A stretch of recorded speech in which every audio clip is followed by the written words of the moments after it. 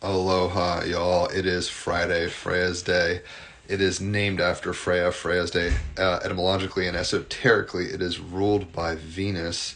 It is the 24th of October. The sun is in Scorpio, the moon is in Sagittarius.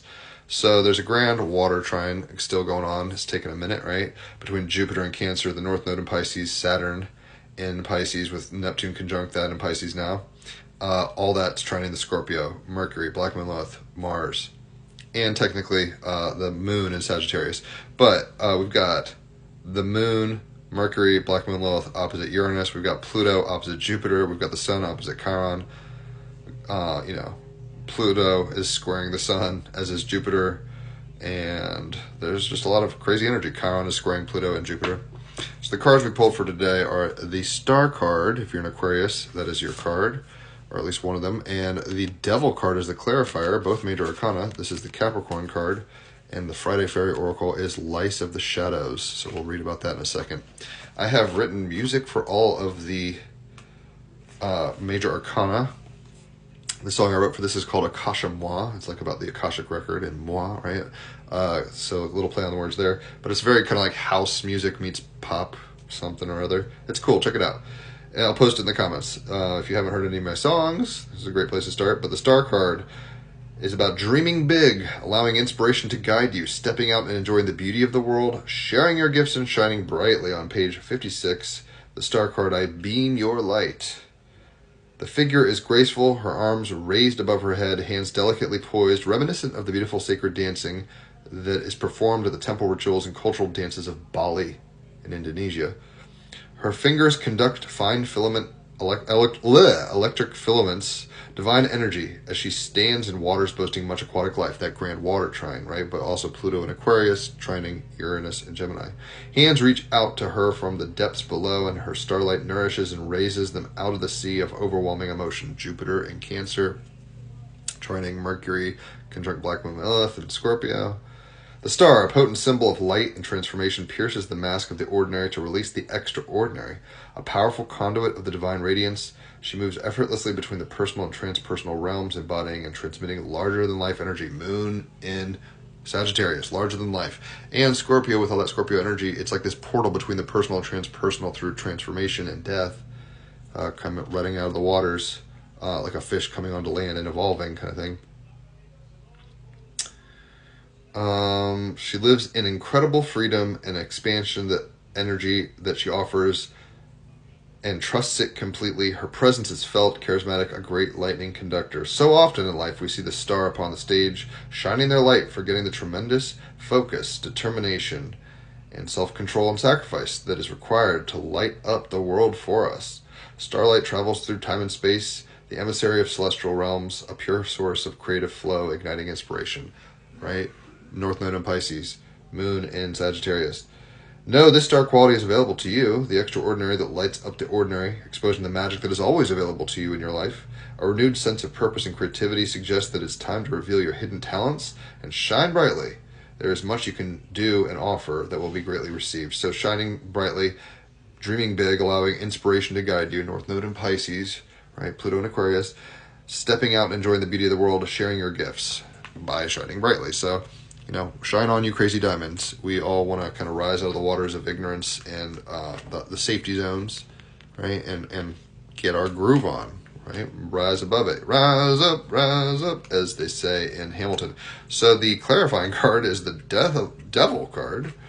If you don't know about Tarot, like I said before, this is the Capricorn card. The song I wrote for this is more like a Django Reinhardt kind of tongue-in-cheek thing.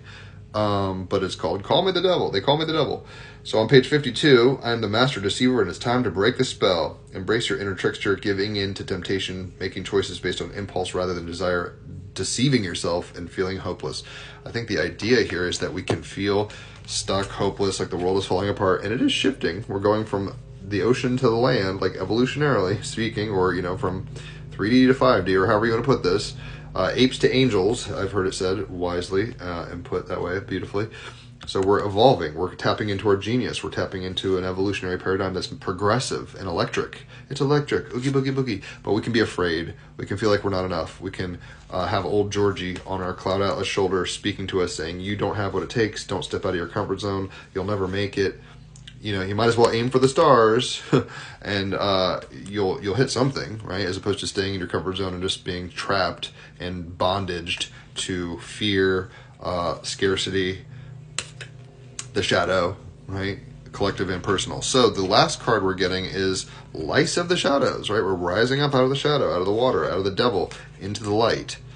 And this is number 44.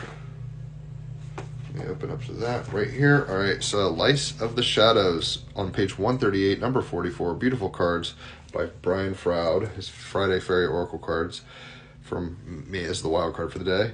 Number 44, Lice of the Shadows. Healing the shadow, addictions, bondage, and self-esteem. Ultimately, Lice is trying to help people develop true self-respect and self-esteem, but she has to start much further down the scale of idealism than that. Right? The moon in Sag and sun in Scorpio is like, let's transform like towards our ideals. She tries to inspire practical help for those who need it most. She's the inspiration for the first wobbly steps taken by a damaged soul towards healing. You mean out of the waters, right? Leaving the captive, leaving the sex dungeon and running into the street and crying for help or whatever. Or the addiction, the alcoholic saying, you know what, tomorrow I'm not going to drink or whatever. She's the inspiration behind the first wobbly steps taken by a damaged soul towards healing. Her presence in a reading indicates that something that has seemed lost and fixed in that loss is now open to healing. Someone is ready to begin with help to climb out of the inner mire. You mean out of the pit, out of hell, right? Out of the devil's clutches, out of the confusion and the self-pity and the comfort zone into a genius, into your higher self, into your destiny. And notice how she kind of looks like the star card. She's got her arms raised and is flying high. There is hope here and a need for loving kindness tempered by practicality. If you call upon Lice for assistance and helping another, she will always give it, often by encouraging that person to be receptive and others to also be helpful. She always has time to support those who have time for others. Jupiter and Cancer. We take care of ourselves or we heal ourselves by healing others, as Yoko Ono in Aquarius would say. So how do we inspire ourselves out of the muck? How do we leave the bondage, right? How do we find freedom? Aquarius, star card. How do we rise out of the darkness, even though it can feel overwhelming and murky? We have to trust the process and ultimately know that we're here to experience good, bad, and ugly, but you don't have to stay stuck. You don't have to loop. And when you break free and rise above it, you can inspire others to their healing as well, which hopefully these card readings are doing for you. If it has inspired you in any way, obviously it could help others, so tag them or share it, whatever's clever. Leave a tip. There's a tip jar at the bottom and how to do that on various platforms. Do check out the songs I've written. They're dope. The card for the song for the star card, as well as the song for the devil card, I'll post in the comments. I can't speak. And obviously holler for a reading if you feel called to do so. It's $50 for an hour of cards. We pull like 10 cards and get into it. For 3 hours of astrology, it's $150. If it's your birthday, it's half off on either or both. And if you refer somebody to me, you get half off on a card reading for yourself. So enjoy the music, enjoy your Freya's day, enjoy rising out of the ashes of the life that you thought you'd never rise above. And I'll catch you on the flip side. Adios.